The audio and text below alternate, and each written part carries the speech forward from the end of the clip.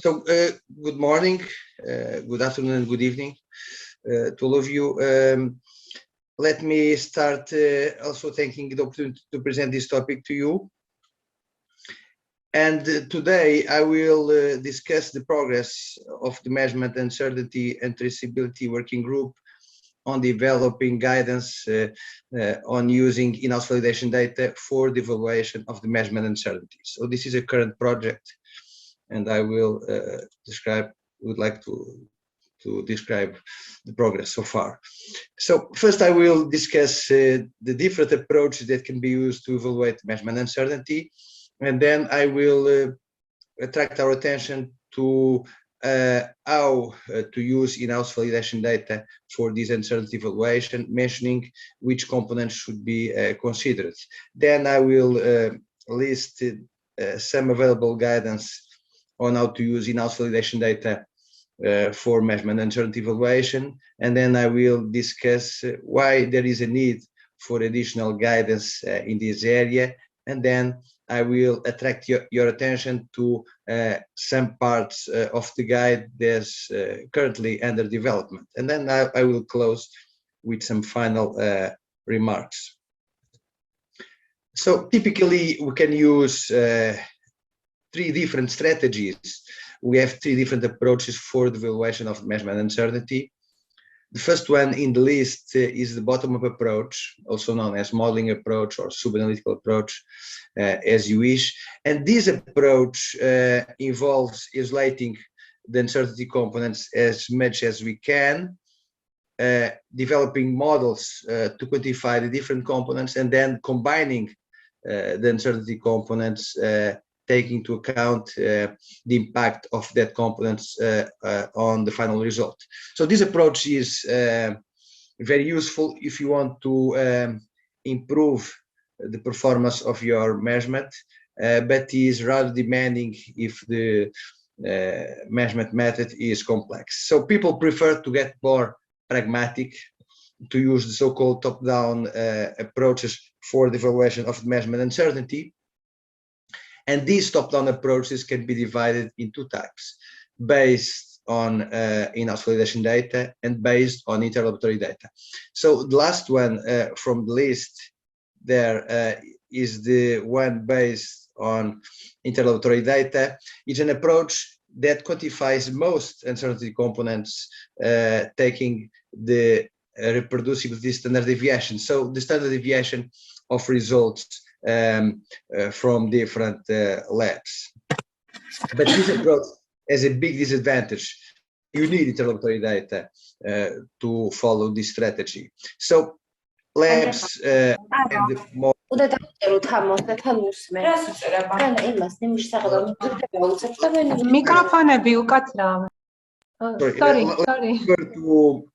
to use in-house validation data to evaluate the uncertainty of their measurements, because that data is readily available. So labs should have that information to support the validity of their measurements available, and because the algorithms, the formulas involved in using this data for uncertainty evaluation are rather simple. So this is why this approach is so popular, and why this Eurachem working group invested in developing guidance in this area. Okay, and in this approach, typically the uncertainty components are divided in three types: precision components, typically under intermediate precision conditions.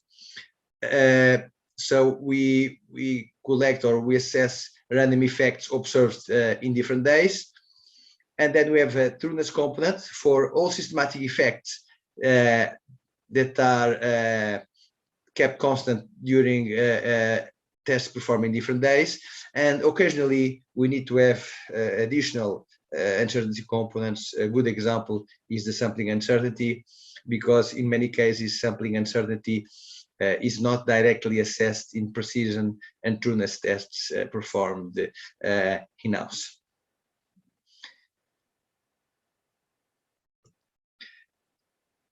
At this moment, we have several guides or reports available to help analysts in using in-house validation data to evaluate the measurement uncertainty. Probably one of the first documents with this aim are reports from the VAMP project from 2000, where it is described how to assess uncertainty from precision and from trueness. More recently, so the second and third edition of the Eurachem CTAC guide on quantifying uncertainty in analytical measurement mentioned this approach in example A4, although this approach is only described in detail for this example. So the guide is not describing how to apply this approach to other scenarios regarding analytical methods and available performance data. We have also some information on how to use this data for uncertainty evaluation in Eurolab technical reports. And more recently, we have the Nordtest guides that discuss how to use this data.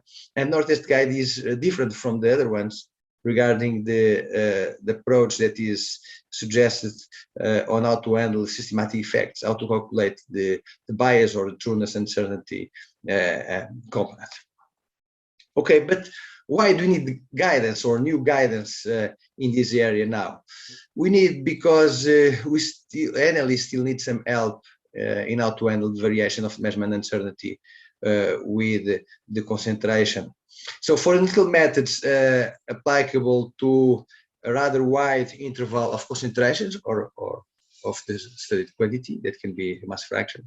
Okay, but for analytical methods applicable to this wide concentration interval, typically the uncertainty varies with the concentration, and analysts need help to understand how to design experimentation, how to plan the experimentation, and how to use that information to get a model of variation of the uncertainty with the concentration.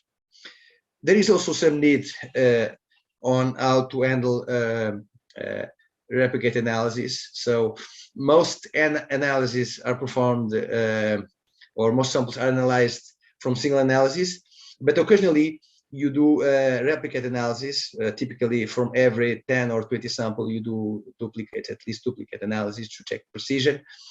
If the sample is not conforming, probably you also would like to do some replicate analysis. And we know that replicate analysis or the mean of replicate analysis tend to have a low uncertainty. And we need some guidance on how to help analysts in handling that situations. There is also some need on how to manage systematic effects when systematic effects are estimated from the analysis of different reference materials, how to handle, how to decide to correct or not to correct for recovery, and how to handle situations where systematic effects vary with the sample metrics. The current draft tries to describe all these concepts or strategy proposed to evaluate uncertainty as a tutorial where options are explained. This means that the analyst will understand why specific formulas and options were selected, and this can help them to adapt the guides to their specific problem. So let me now attract your attention to some of the content of the guide. The first part that I'd like to discuss with you is how to handle the variation of the measurement uncertainty with the concentration. The guide discussed that we know that below about 2 times limit of quantification, some analysts prefer to use 3 or 4 times limit of quantification. We know that below that level, the standard deviation of the absolute intermediate precision is approximately constant. And this means that, for instance, if you analyze samples in different days between a limit of quantification and 2 times limit of quantification, if you if you have that two standard deviations, you can combine them, pull them,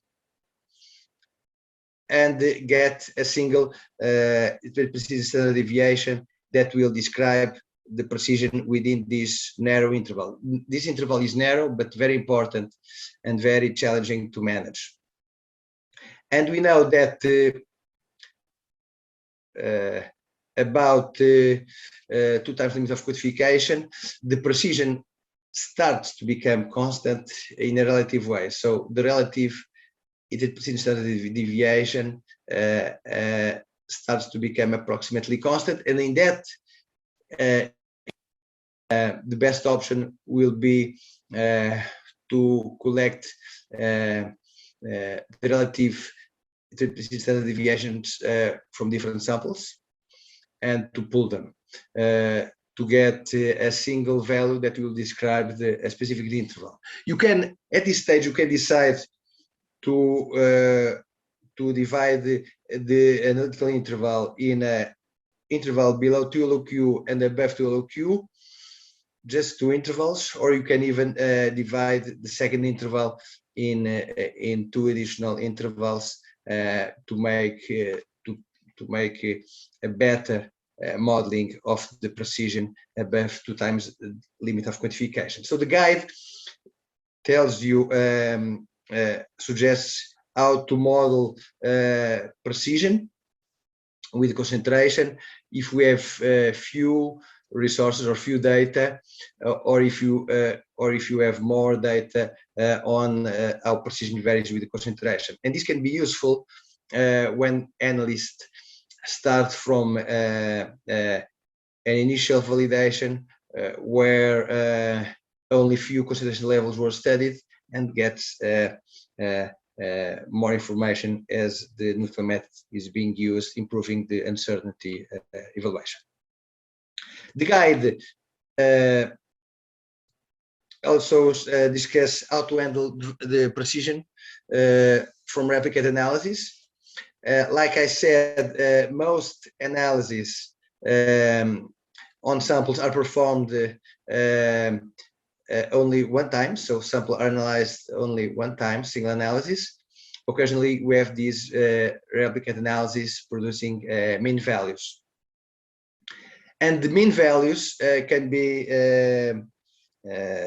obtained from replicates obtained under repeatability conditions or interprecision conditions, so different days. And this impacts on the uncertainty of the mean value.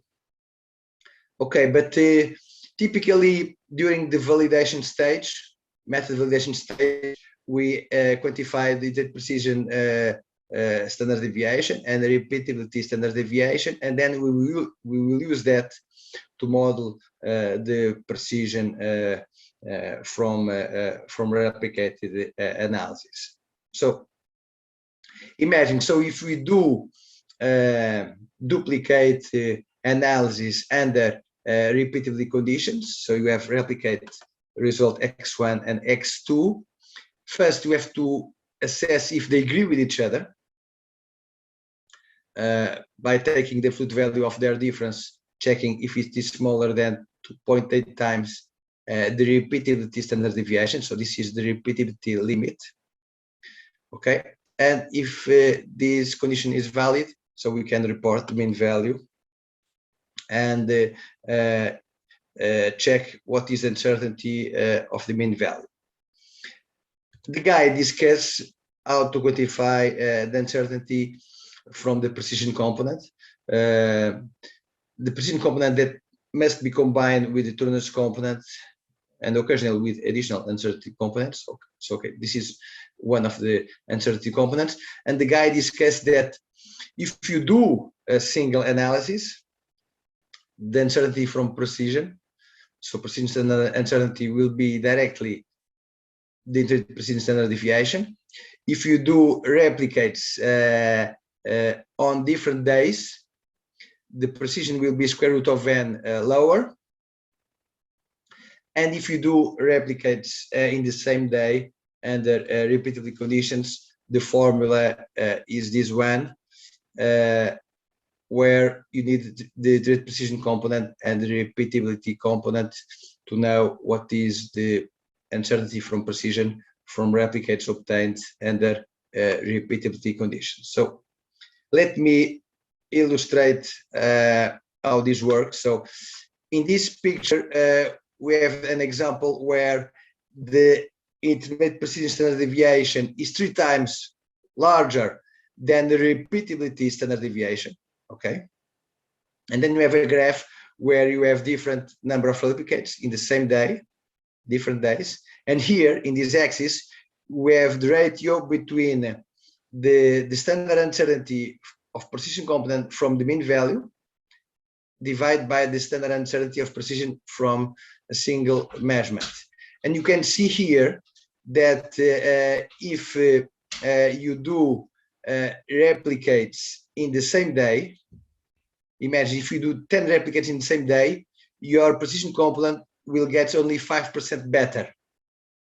If we do 10 replicates in different 10 days, the precision gets 70% better. Okay, no one performs so many replicates typically, so what is relevant for us is to discuss what happens when you do duplicate analysis.